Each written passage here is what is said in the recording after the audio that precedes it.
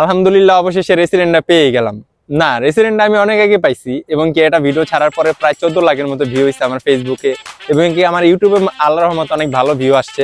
তো অনেকে আমার কমেন্ট করে জানতে চাইতেছে যে ভাই আপনি কিভাবে রেসিডেন্ট পাইলেন, কারণ জানেন যে ইতালিতে রেসিডেন্ট ম্যানেজ করা অনেক টাফ, কারণ রেসিডেন্ট আছে ঘর থেকে, যারা ঘর নিতে পারে, আর ঘর নেওয়াটা অনেক টাফ কারণ ঘর অ্যাভেলেবেল থাকে না, ঠিক আছে, আর কমনো থেকে রেসিডেন্ট দেয় না।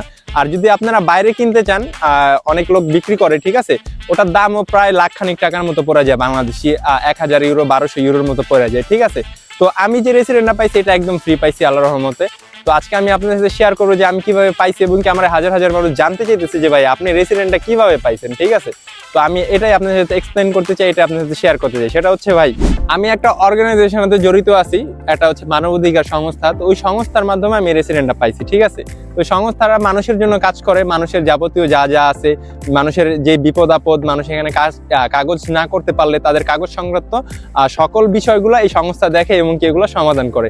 তা আমি ওই সংস্থা দ্বারা পাইছি এবং কি এখন প্রশ্ন হচ্ছে আপনারা কি এই সংস্থা দ্বারা পাইতে পারেন?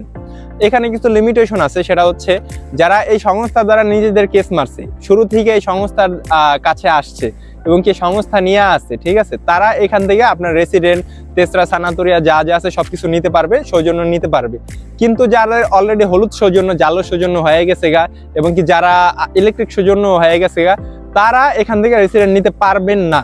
আবার এখানে কিছু ফ্যাক্ট আছে, অনেকে যেরকম কস্তুরা পরিবর্তন করতে চায়, যেমন অনেকে সালের নো, তারপরে আরো যে কস্তুরা আছে ওখান থেকে পরিবর্তন করা, ওদের মাধ্যমে নাপোলি কস্তুরে আসতে চায়, তারাও পাইতে পারে।